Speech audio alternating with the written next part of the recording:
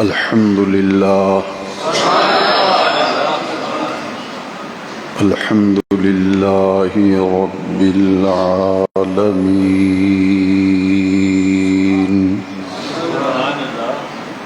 والصلاة والسلام على سيد الأنبياء والمرسلين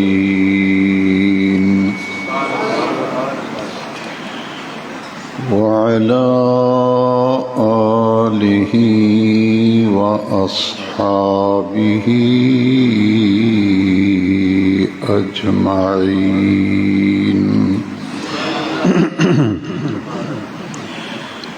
أما بعد فأعوذ بالله من الشيطان الرجيم بسم الله الرحمن الرحيم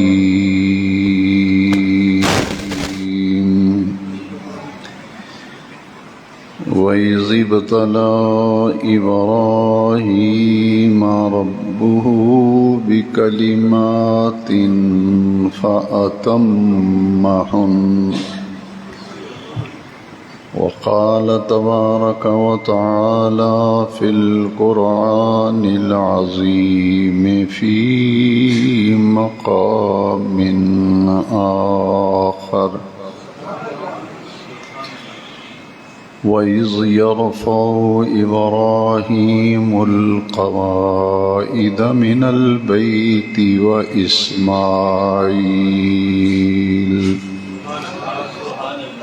ربنا تقبل منا إنك أنت السميع العليم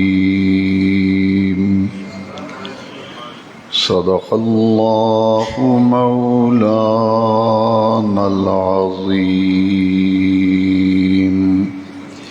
محبت سے درود شریف پڑھیے. الصلاۃ والسلام علیک یا سیدی یا رسول اللہ وعلی آلک واصحابک یا سیدی یا خاتم النبیین.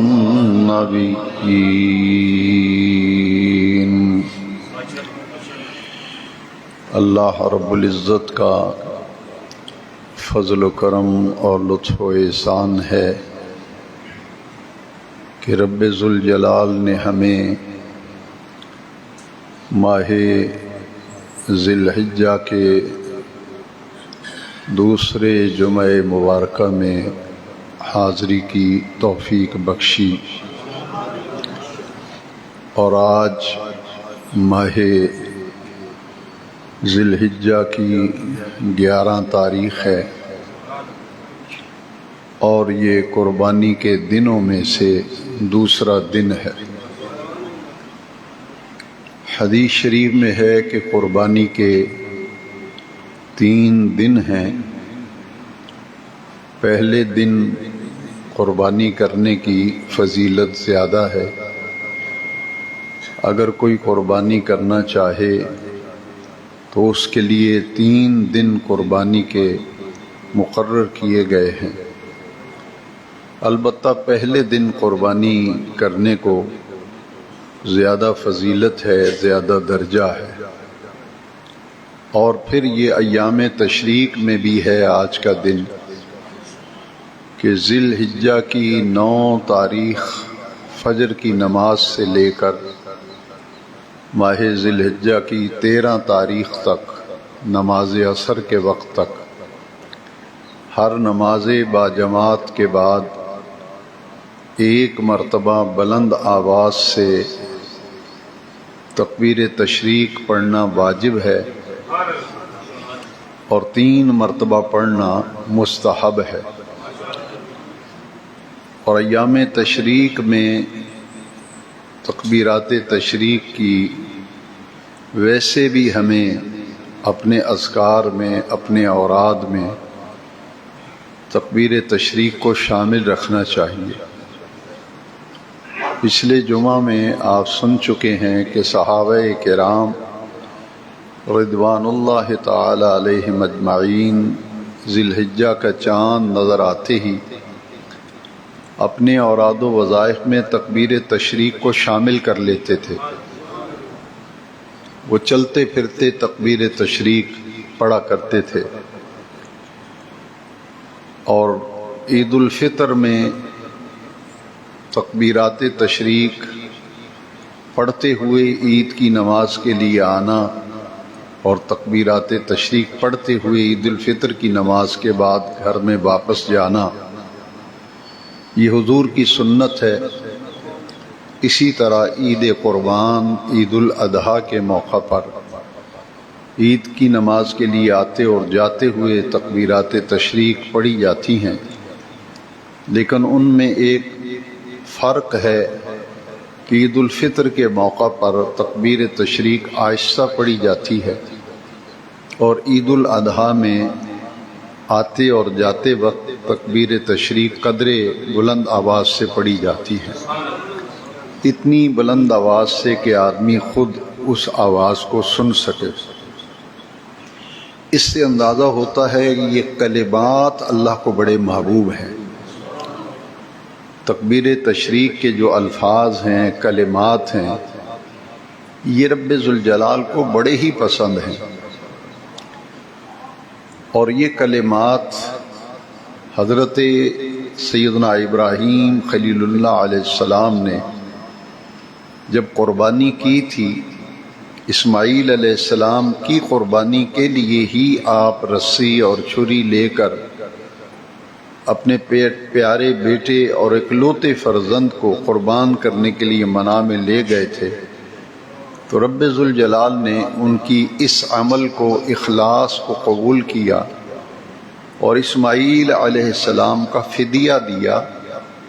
اور وہ فدیہ جو ہے قرآن مجید کی اصطلاح میں اور زبان میں ذبح عظیم، اور ذبح عظیم کا معنی ہے بڑی قربانی۔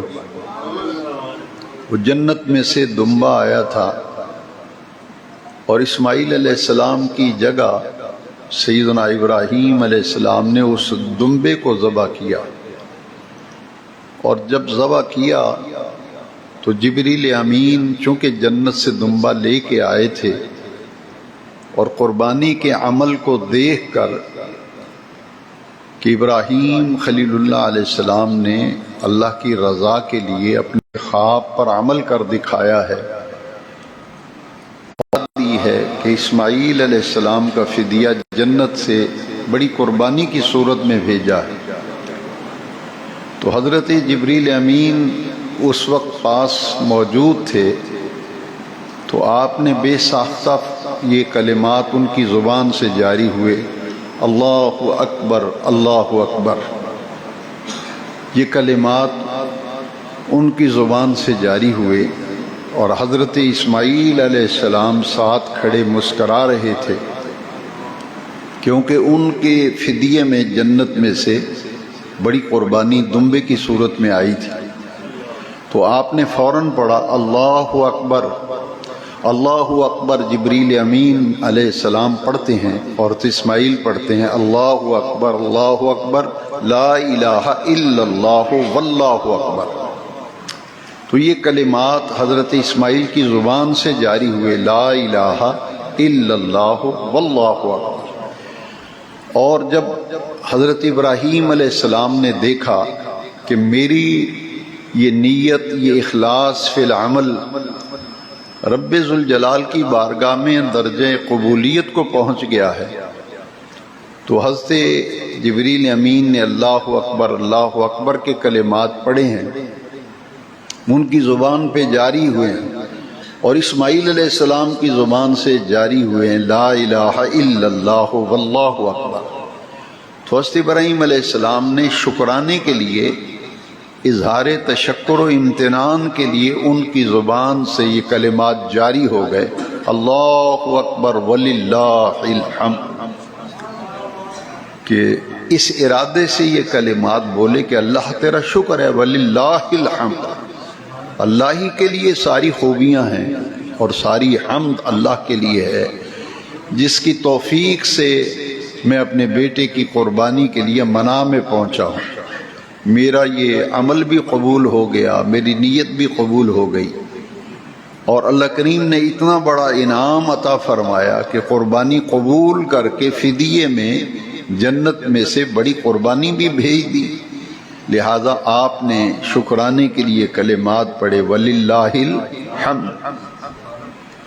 یہ ابتدائی کلمات حضرت جبریل امین کی زبان سے نکلے، اور درمیان والے کلمات حضرت سیدنا اسماعیل ذبیح اللہ علیہ السلام کی زبان سے نکلے، اور آخری کلمات یہ سیدنا ابراہیم خلیل اللہ علیہ السلام کی زبان سے نکلے ہیں۔ یہ بڑا ہی قابل غور نقطہ ہے، بغیر کسی طرف اشارہ کیے صرف سمجھانا مقصود ہے کہ یہ کلمات 3 شخصیات سے منسوب ہیں۔ تکبیر تشریق 3 ہستیوں سے منسوب ہیں، ایک سید الملائکہ ہیں حضرت جبریل امین، ایک ذبیح اللہ ہیں حضرت اسماعیل علیہ السلام، اور تیسری عظیم شخصیت و ہستی سیدنا ابراہیم خلیل اللہ علیہ السلام کی ہے۔ اب یہ تینوں خدا تو نہیں ہے معاذ اللہ، یہ نقطہ سمجھیں، میں اس میں اشارہ کر رہا ہوں۔ جن کو آج جن ہستیوں کے بارے میں نفرت دلائی جاتی ہے اور یہ کہا جاتا ہے کہ یہ بابوں کو ماننے والے ہیں، بابوں کو ماننے والے ہیں، تو اسے کہے بغیر چارہ نہیں ہے کہ یہ تو مقبول ہستیاں ہیں جن کے لیے ایک لفظ بابا استعمال کر کے نفرت دلائی جاتی ہے، کہ آج اگر ان 3 ہستیوں کے کلمات زبان سے نکلے ہوئے آپ پڑھتے ہیں تو کیا آپ نے رب کو چھوڑ دیا ہے اور بابوں کی زبان سے نکلے ہوئے کلمے پڑھتے پھرتے ہیں؟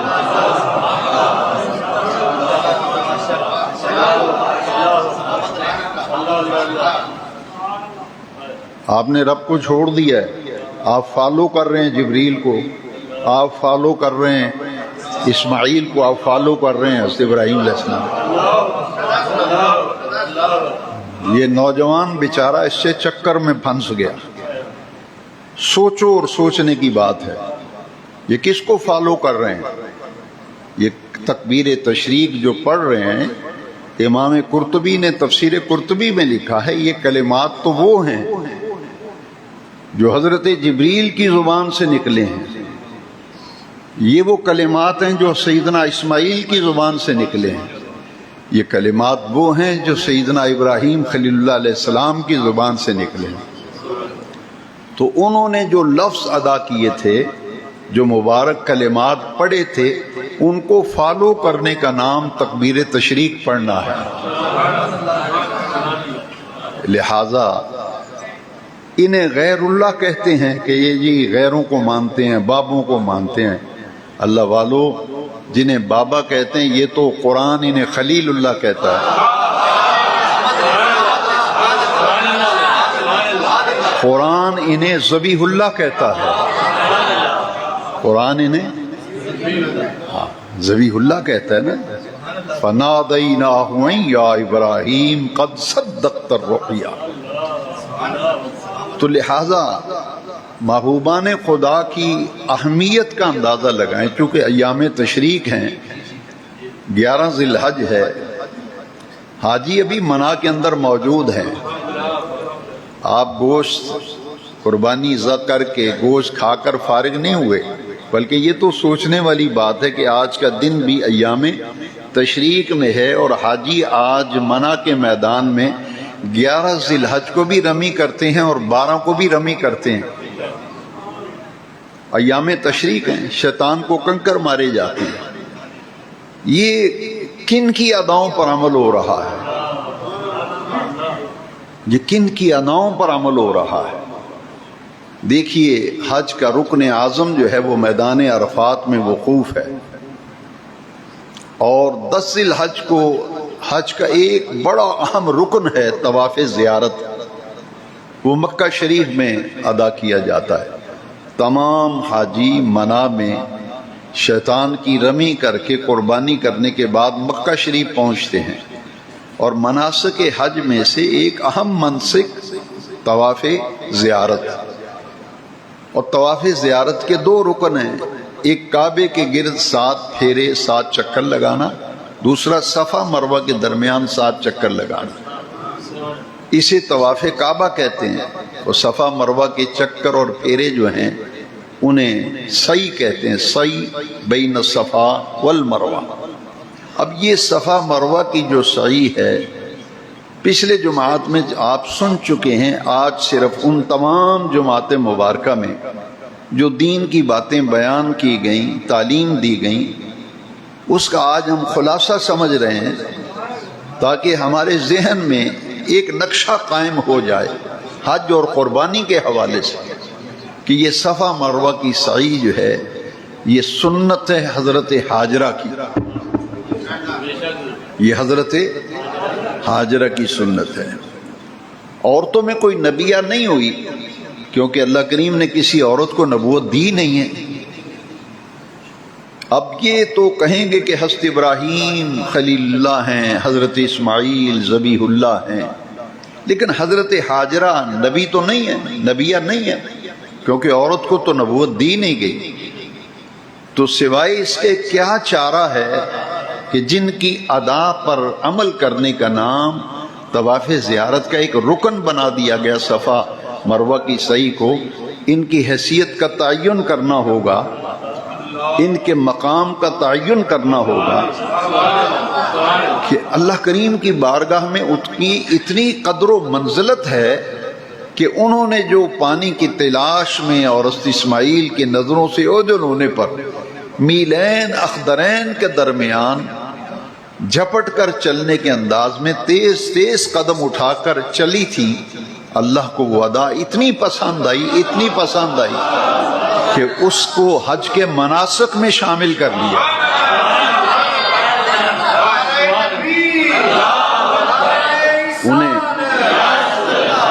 انہیں مناسک حج میں شامل کر لیا۔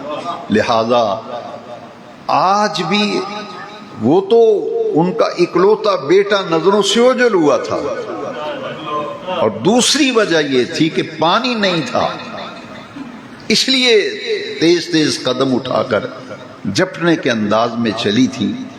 آج آپ کے لیے تو وہ صورت نہیں ہے، آپ کے تو دائیں بائیں ٹھنڈے پانی کے زمزم شریف کے کولر پڑے ہوئے ہیں، آپ کا بیٹا تو آپ کی انگلی پکڑ کے طواف کر رہا ہے، صحیح کر رہا ہے، تو آپ کیوں دوڑ رہے ہیں؟ آپ کیوں دوڑ رہے ہیں؟ بے نیاز رب نے فرمایا میں صرف اپنے محبوبوں کی اداؤں پر عمل کروانا چاہتا ہوں۔ پانی میسر ہے، بیٹے کی تم نے انگلی بھی پکڑی ہوئی ہے، لیکن دوڑو اس طرح جس طرح حضرت حاجرہ دوڑی تھی۔ تو یہ تو محبوبوں کی اداؤں پر عمل کرنے کا نام ہی قربانی ہے، اور محبوبوں کی اداؤں پر عمل کرنے کا نام ہی حج ہے۔ اس لیے کسی بھی منسک کو لے لیں، میں نے عرض کیا تھا جمعے میں، آج صرف اتنا عرض کروں گا کہ شیطان کی رمی جو ہے، یہ تو رب نے کنکر نہیں مارے تھے، نہ پتھر مارا تھا شیطان، اس نے تو درگاہ سے راند کے نکال دیا، راندہ درگاہ ہو گیا۔ انک رجیم، تو راندہ ہوا ہے، نکل جا میری بارگاہ سے۔ تو یہ کنکر اور پتھر کس نے مارے تھے؟ حضرت ابراہیم علیہ السلام۔ اب اللہ کو یہ ادا اتنی پسند آئی تھی کہ 3 مقامات پر، اسی جمرہ اولا، جمرہ عقبہ اور جمرہ وسطیٰ کہا جاتا ہے، جمرہ کبریٰ بھی کہتے ہیں، کہ جس مقام پر اور جیسے جیسے میرے خلیل نے شیطان کو کنکر مارے تھے، اس طرح اگر رمی کرو گے تو تمہارا حج قبول ہوگا۔ رمی جمرات یہ حضرت ابراہیم علیہ السلام کی ادا ہے، صفا مروہ کی سعی حضرت حاجرہ کی ادا ہے۔ قربانی کا عمل یہ 2 شخصیات سے منسوب ہے۔ سیدنا ابراہیم علیہ السلام کو تو حکم ہوا تھا قربانی کا، لہذا اسی لیے بیٹے کو لے کے آئے تھے۔ 100 سال کی عمر ہے، بیٹے کی عمر 13 برس ہے، 87 برس کی عمر میں بیٹا ملا تھا، قربانی کرنے آ گئے ہیں، لیکن بیٹا جو ہے سیدنا اسماعیل ذبیح اللہ علیہ السلام، ان کا قربانی کے ساتھ بہت بڑا تعلق ہے۔ وہ تعلق کیا ہے؟ جو قرآن مجید میں سورہ صافات میں لفظ ہیں کہ جو اللہ کے محبوبوں کی اور پیاروں کی اللہ کی بارگاہ میں اتنی قدر و منزلت ہے، جنہیں لوگ بابے بابے کہہ کے نفرت دلاتے پھرتے ہیں، اللہ کے اتنے پیارے یہ لوگ ہیں بندے، مگر اتنے پیارے بندے ہیں کہ جو لفظ حضرت اسماعیل کی زبان سے نکلے تھے اسے قرآن کا حصہ بنا دیا۔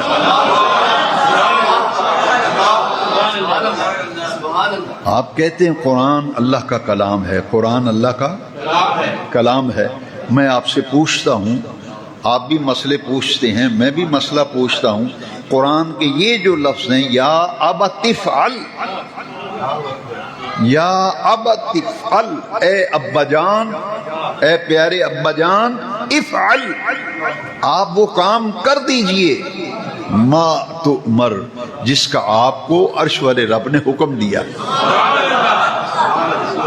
یہ کلمات تو اللہ والو، یہ تو کلمات حضرت اسماعیل کی زبان سے نکلے ہیں۔ یہ کلمات کس کے ہیں؟ حضرت اسماعیل علیہ السلام ذبیح اللہ کی زبان سے یہ کلمات نکلے ہیں، اور یہ کلمات عرش والے رب کو اتنے پسند آئے، اتنے پسند آئے کہ ان الفاظ کو قرآن کا حصہ بنا دیا، اسے قرآن کا حصہ بنا دیا۔ اب جو کلمات ان کی زبان سے نکلے، پھر وہ قرآن جب پورے کا پورا قرآن پڑھیں گے، قرآن اٹھائیں گے تو ہر لفظ کو آپ کلام اللہ سمجھیں گے۔ آپ کہیں گے قرآن اللہ کا کلام ہے، تو یہ کلمات تو اللہ کے نہیں ہیں۔ یا ابت افعل، اے ابا جان، آپ وہ کام کریں، ما تؤمر، جس کا آپ کو حکم دیا گیا ہے۔ دوسری بات غور سے سن لیجئے کہ حضرت ابراہیم خلیل اللہ علیہ السلام نے جب بیٹے سے مشورہ کیا تھا اور یہ خواب بتایا تھا، یا بنیا، یہ الفاظ بھی اللہ کے نہیں ہیں، لیکن قرآن کی آیت ہے، قرآن کے لفظ ہیں، لیکن یہ غور کیجئے کلمات تو رب نے نہیں فرمائے، یہ کلمات تو وہ ہیں جو حضرت ابراہیم خلیل اللہ علیہ السلام کی زبان سے نکلے ہیں، مگر وہ الفاظ جو حضرت ابراہیم کی زبان سے نکلے اور حضرت اسماعیل کی زبان سے نکلے، جب قرآن نازل ہوا، لفظ حضرت ابراہیم کے ہیں، حضرت اسماعیل کے ہیں، جب قرآن نازل ہوا تو بے نیاز رب نے انہی کلمات کو جو اسماعیل کی زبان سے نکلے، جو ابراہیم کی زبان سے نکلے، عرش سے بے نیاز رب نے اسے کلام اللہ بنا کر اور کلام اللہ قرآن مجید کا حصہ بنا کر آسمانوں سے نازل کیا۔ یہ جبریل خود لے کے نہیں آئے تھے، جبریل اپنے آپ تو لے کے نہیں آئے کہ ابراہیم نے یہ کہا تھا اور اسماعیل نے اس وقت یہ کہا تھا، کہا تو اس وقت تھا جب قربانی ہوئی تھی بنا میں، لیکن بل ہوا قرآن مجید فی لوح محفوظ، قرآن لوح محفوظ سے آیا ہے، بل ہوا قرآن مجید فی لوح محفوظ، وہ لوح محفوظ پہ خلیل اللہ حضرت ابراہیم کے کلمات بھی پہنچ گئے، حضرت اسماعیل کی زبان سے نکلے ہوئے کلمات بھی عرش مجید پر پہنچ کر قبولیت کے مقام پہ گئے، اور جب قرآن نبی آخر الزمان خاتم النبیین صلی اللہ علیہ وسلم کے قلب انور پر جب قرآن اترا تھا تو رب نے ابراہیم کی زبان سے نکلے ہوئے کلام کو اور اسماعیل کی زبان سے نکلے ہوئے کلام کو قرآن کا حصہ بنا کر لوح محفوظ سے حضور کے دل انور پر اس قرآن کو پھر نازل کیا تھا۔ میں اس کی ایک مثال قرآن مجید سے اور دیتا ہوں کہ ایسا فتنوں کا دور ہے، لوگ گمراہ ہوں تو پریشان ہونے کی ضرورت نہیں، اس لیے کہ جسے اللہ پسند کرتا ہے اسی ہدایت پہ رکھتا ہے، جسے اللہ پسند کرتا ہے اسے ہی ہدایت پہ رکھتا ہے، جسے ناپسند فرماتا ہے اس کی روزی میں جب حرام آتا ہے، میں ذمہ داری سے کہتا ہوں اور بڑے غور و فکر کے بعد قرآن و حدیث کا دامن تھام کے کہتا ہوں، جس کے رزق میں حرام شامل ہو جاتا ہے پھر وہ عقیدہ مذہب بدل جاتا ہے،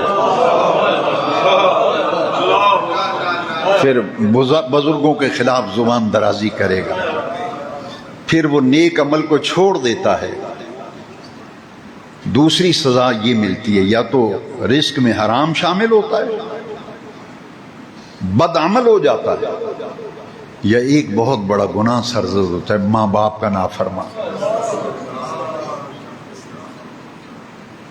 میں جو فلاں کو فالو کرتا ہوں، پہلے تم خلیل اللہ کو فالو کرتے تھے، اسماعیل کو فالو کرتے تھے، حبیب اللہ کو فالو کرتے تھے، اب تو کسی لونڈے کو اگر فالو کر رہے ہو تو پھر تم سے یا تو ماں باپ کی بے ادبی و گستاخی ہوئی ہے یا تمہاری روزی میں حرام آیا ہے۔ کیا قرآن کی آیت نہیں ہے؟ ممکن ہے کسی کو تکلیف ہو، لیکن میں قرآن کی آیت آپ کو سنانا چاہتا ہوں۔ اللہ یجتبی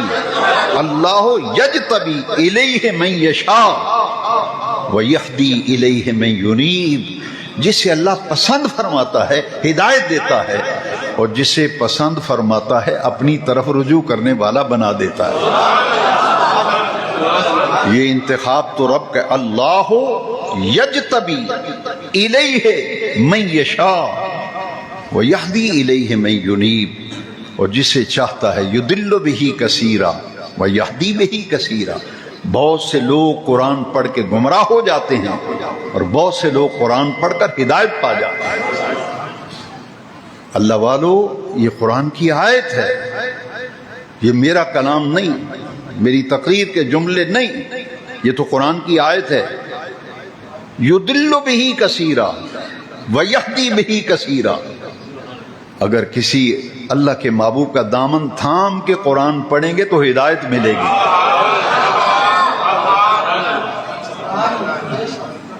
یضل بہ کثیرا، قرآن پڑھ کر ہدایت وہی پاتا ہے جس کا استاذ کوئی اللہ والا ہو،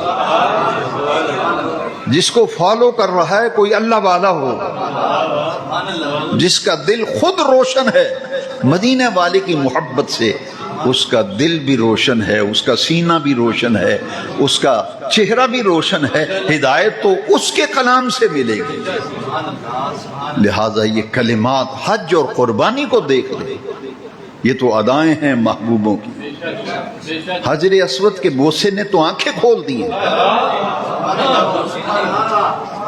حجر اسود کے بوسے نے آنکھیں کھول دی ہیں۔ اللہ والو ذرا غور کرنا، پھر شکر کرو، اللہ کا شکر کیا کرو۔ آپ کو اللہ نے وہ عقیدہ دیا ہے، آپ کو اس راستے پہ رکھا ہے جو قرآن کا راستہ ہے، جو حدیث کا راستہ ہے۔ کیا حدیث میں نہیں ہے کہ حجر اسود قیامت کے دن اس کا بوسہ جتنے صاحب ایمان حجر اسود کا بوسہ لیتے رہے، لیتے ہیں، قیامت تک بوسہ لیتے رہیں گے، یہ حجر اسود قیامت کے دن ان کے ایمان کی گواہی دے گا۔ پتھر بھی گواہی دیتا ہے۔ جہاں میں اور عرض کروں، اللہ کی عزت کی قسم، جہاں آپ نماز پڑھتے ہیں، جہاں آپ نمازی جہاں نماز پڑھتا ہے، حدیث میں ہے قیامت کے دن وہ جگہ بھی نمازی کے حق میں گواہی دے گی، وہ جگہ بھی گواہی دے گی۔ اور یہ حجر اسود ایمان والوں کے ایمان پر قیامت کے دن گواہی دے گا۔ حضرت سیدنا عمر فاروق اعظم رضی اللہ عنہ جب حجر اسود کا بوسہ لینے لگے تو پیچھے ہٹ گئے۔ جو احباب تھے، ساتھ ساتھی سنگی تھے، انہیں تعجب ہوا یہ بوسہ لینے لگے ہیں، یوں ہاتھ رکھے ہوئے ہیں، ہونٹ بھی بالکل قریب ہیں حجر اسود کے، لیکن ایک دم سے پیچھے ہٹ گئے ہیں، بوسہ نہیں لیا۔ تو سب چونک گئے، ماجرا کیا ہے، معاملہ کیا ہے، بوسہ کیوں نہیں لے رہا عمر؟ پیچھے ہٹ کے عمر نے وہ جملے کہے تاکہ قیامت تک مدینے والے آقا کے غلاموں کو علم ہو جائے کہ حجر اسود کا جو بوسہ ہے، اس بوسے کی بنیاد کیا ہے، اس بوسے کی یہ ہے۔ بابوں کی اہمیت کو سمجھیں۔ حضرت عمر کیا کہہ رہے ہیں؟ لگاؤ فتویٰ، میں پوچھتا ہوں، لگاؤ فتویٰ، کیا فتویٰ لگاؤ گے؟ یہ لفظ وہ ہیں جو عمر کی زبان سے نکلے ہیں۔ عمر وہ ہے جس کو رب سے مانگ کے لیا۔ 1.25 لاکھ صحابہ، امام احمد بن حنبل نے 1,40,000 تعداد لکھی ہے صحابہ کی، لیکن جمہور 1,24,000 صحابہ لکھتے ہیں۔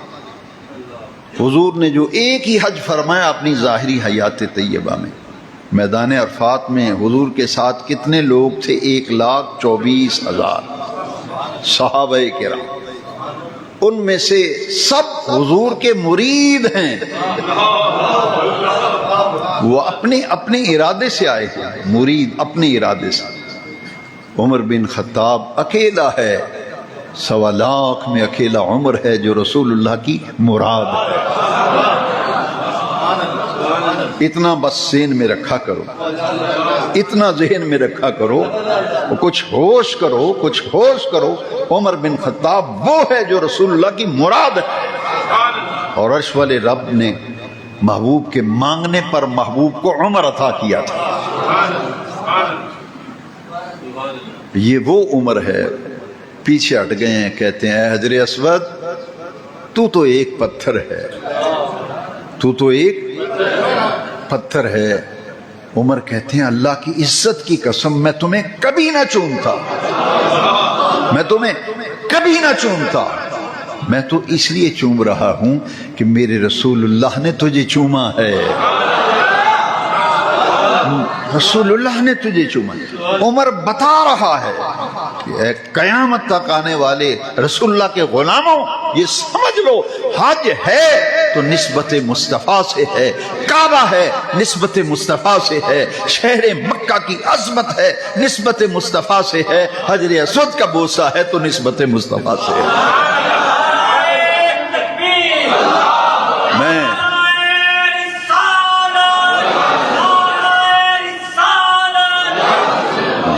بخاری شریف کے لفظ ہیں، میں کبھی نہ چومتا، ما قبلتو، عمر کہہ رہے ہیں میں کبھی تجھے نہ چومتا، میں تو اس لیے چوم رہا ہوں کہ تو رسول اللہ کی بوسہ گاہ ہے، ہم اس لیے چومتے ہیں۔ پھر عمر نے کہا کہ ہم تو کب کے پتھر چھوڑ چکے تھے، ہم تو کب کے پتھر چھوڑ چکے تھے، کبھی پتھر چومتے پھرتے ہیں، کبھی وَاتَّخِذُوا مِن مَّقَامِ إِبْرَاهِيمَ مُصَلًّى، قرآن ہے، قصہ کہانی نہیں ہے، کیونکہ اس مسجد کا ممبر ایسا ہے جہاں یا اللہ کا قرآن بیان کیا جاتا ہے یا مصطفیٰ کا فرمان بیان کیا جاتا ہے۔ کہا ہم تو کب کے پتھر چھوڑ چکے تھے، کبھی پتھر چومتے پھرتے ہیں، حجر اسود کے بوسے لیتے پھرتے ہیں، کبھی مقام ابراہیم تلاش کر کے نمازیں پڑھتے پھرتے ہیں۔ بھئی ہیں تو پتھر ہی نا دونوں۔ مقام ابراہیم کیا ہے؟ حاجیوں سے پوچھ لو، جو مکہ شریف نہیں گئے وہ حاضری نہیں دے سکے، اللہ ان کو بھی توفیق دے۔ جب آپ جائیں تو غور سے دیکھنا، پیتل کا ایک چھوٹا سا حجرہ بنا ہوا ہے، اس میں ایک پتھر ہے جس پہ خلیل اللہ کے قدموں کے نشان ہیں۔ اب اس پتھر کو یہ مقام مل گیا، جس پتھر پہ خلیل اللہ کے قدم لگے ہیں، اس پتھر کو یہ مقام ملا ہے بے نیاز رب نے حاجیوں سے کہا ہے ڈھونڈو اس پتھر کو جہاں خلیل اللہ کے قدم لگے. جو پہلی مرتبہ جائے سین حرم میں چلا گیا، اسے پتہ ہی نہیں مقام ابراہیم کہاں ہے. وہ ڈھونڈے گا، پوچھے گا، کرم دین سے پوچھے گا، جمال دین سے پوچھے گا، نظام دین سے پوچھے گا، بھئی بابا نظام دین کہاں ہے؟ مقام ابراہیم. وہ کہے گا مقام ابراہیم وہ تو ایک پتھر ہے، وہ سامنے پیتل کا ایک حجرہ بنا ہوا ہے، چاروں طرف شیشہ لگا ہوا ہے، اس کے اندر ایک پتھر ہے جس پر خلیل اللہ کے قدموں کے نشان لگے، اسے ہی مقام ابراہیم کہتے ہیں. وہ تو کیا ہے؟ پتھر. وہ کیا ہے؟ حجر اسود. کیا ہے؟ اسے چوما جا رہا ہے، وہاں نفل پڑے جا رہے ہیں. معلوم یہ ہوا کہ اللہ والوں کی نسبت بڑی شے ہے، اللہ والوں کی نسبت بڑی شے ہے. وہ صفا مروہ کی سعی ہو، وہ حجر اسود کا بوسہ ہو، وہ مقام ابراہیم پر نفل پڑھنا ہو، وہ قربانیوں کے جانور ذبح کرنا ہو، یہ ساری نسبتیں یا تو خلیل اللہ کی نسبتیں ہیں، ذبیح اللہ کی نسبتیں ہیں، حضرت حاجرہ کی نسبتیں ہیں. شہر مکہ کی قسم کھائی ہے قرآن میں، رب نے نہیں کھائی. جنہیں پتہ ہے وہ تو بولو یار. قرآن میں شہر مکہ کی قسم کھائی ہے نہیں کھائی؟ نہیں پتہ تو میں سنا دیتا ہوں. لا اقسم بہذا البلد، لا اقسم بہذا البلد. بلد شہر کو کہتے ہیں. بے نیاز رب ہو کر مکہ شہر کی قسم کھا رہا ہے. لا اقسم بہذا البلد. پوچھا بے نیاز رب یہاں تیرا گھر ہے بیت اللہ، اس لیے قسم کھا رہا ہے. یہاں حتیم ہے اس لیے قسم کھا رہا ہے. یہاں صفا اور مروہ ہے اس لیے قسم کھا رہا ہے. فرمایا نہیں، اس لیے قسم نہیں اٹھاتا کہ یہاں بیت اللہ ہے، اس لیے قسم نہیں اٹھا رہا یہاں حتیم ہے، اس لیے قسم نہیں کھا رہا زمزم ہے، اس لیے قسم نہیں اٹھا رہا یہاں مقام ابراہیم ہے، صفا مروہ ہے، اس لیے قسم نہیں کھائی. تو بے نیاز رب پھر قسم کیوں کھا رہا ہے اس شہر کی؟ اس شہر کی قسم کیوں کھا رہا ہے؟ ادھر سے آواز آئی، سنیے قرآن. لا اقسم بہذا البلد وانت حل بہذا البلد. محبوب یہاں بیت اللہ ہے تو ہوا کرے، صفا مروہ ہے تو ہوا کرے، صفا ہے مروہ ہوا کرے. میں تو اس لیے قسم کھا رہا ہوں. پیارے محبوب اس شہر کی سرزمین نے تیرے تلووں کے بوسے لیے، تیرے تلووں کے بوسے لیے، تیرے تلووں کے بوسے لیے. میں تو شہر مکہ کی اس لیے قسم کھا رہا ہوں. لا اقسم بہذا البلد وانت حل بہذا البلد.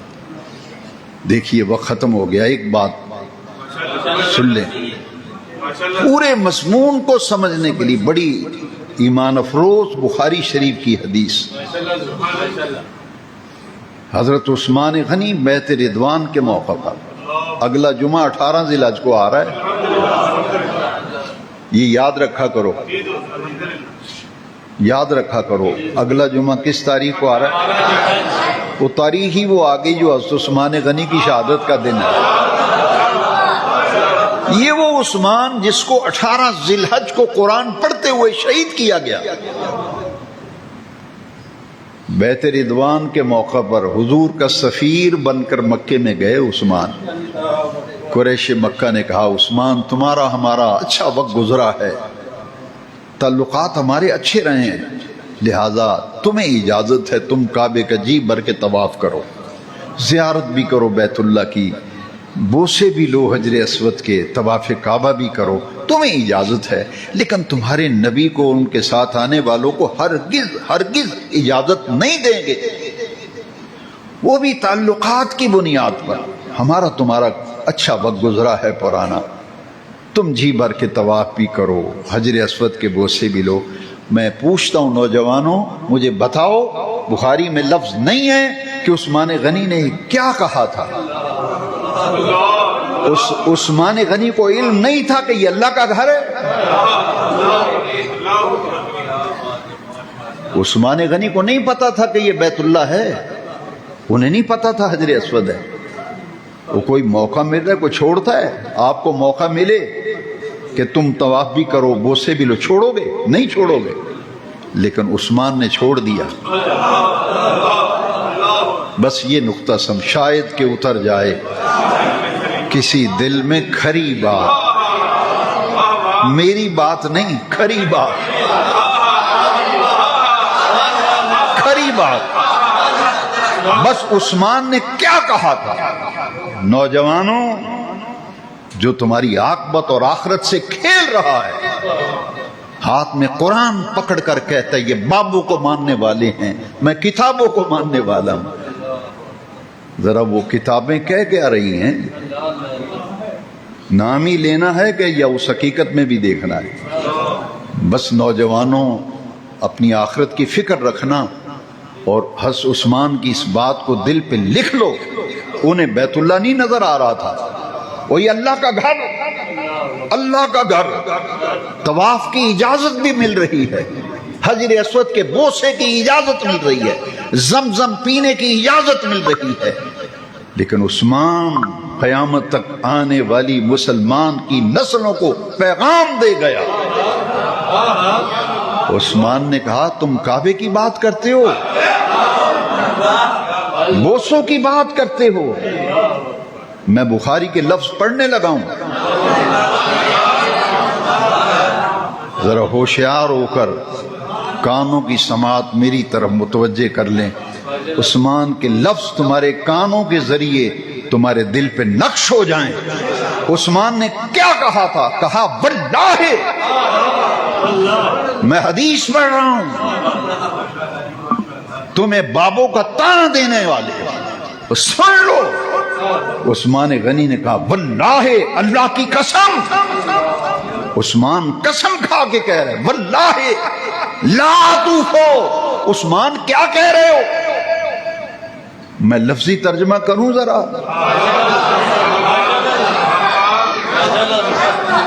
واللہ، اللہ کی قسم، لا توفو، میں ہرگز طواف نہیں کروں۔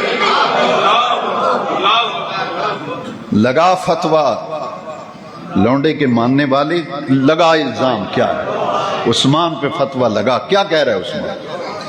کہا واللہ لا توفو، اللہ کی قسم میں ہرگز طواف نہیں کروں گا حتی یطوف رسول اللہ صلی اللہ علیہ وسلم۔ اللہ، میں طواف کروں؟ کیوں کہا کہ اللہ کی قسم کھا کے کہا؟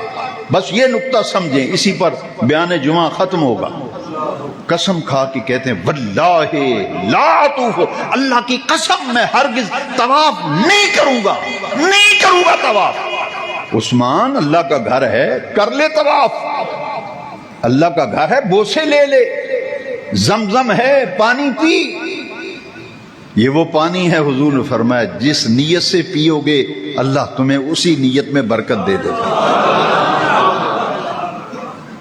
عثمان نہ زمزم نوش کرتا ہے، نہ حجر اسود کا بوسہ لیتا ہے، نہ طواف کرتا ہے۔ کیوں؟ بس یہ نقطہ سمجھ لیں، یہ ہے حج اور قربانی کے فلسفے کا خلاصہ یہی ہے۔ عثمان نے کہا واللہ لا اطوف حتی یطوف رسول اللہ صلی اللہ علیہ وسلم۔ عثمان نے کہا حضور کو طواف کرنے سے روکو، عثمان طواف کرتا پھرے؟ ایسا نہیں ہو سکتا، ایسا نہیں ہو سکتا، ایسا نہیں ہو سکتا۔ کہا واللہ لا اطوف حتی یطوف رسول اللہ صلی اللہ علیہ وسلم، میں تو کعبے کا طواف اس لیے نہیں کر رہا، کعبے کی طرف نظر اٹھا کر دیکھتا بھی نہیں ہوں، اس لیے کہ رسول اللہ کو کعبے کو دیکھنے سے روکو، زیارت بیت اللہ سے روکو۔ عثمان زیارتیں کرتا پھرے، میرے آقا کو طواف سے روکو، میں طواف کرتا پھروں۔ کہا میں ہرگز واللہ لا اطوف، بخاری کے لفظ ہیں، عثمان کہہ رہے ہیں، ہرگز طواف نہیں کروں گا۔ تو میں طواف اس وقت کروں گا جب جانے جانا، جانے جانا، جانے عالم بے کسوں کے کس، بے سہاروں کے سہارا، بے آسروں کے آسرا، یتیموں کے ملجا و ماوا، امت کے غم گسار، قیامت کے دن گنہگار امت کو بخشوانے والے۔ جب وہ طواف کریں گے تو پھر عثمان بھی مزے لے لے کر طواف کرے گا۔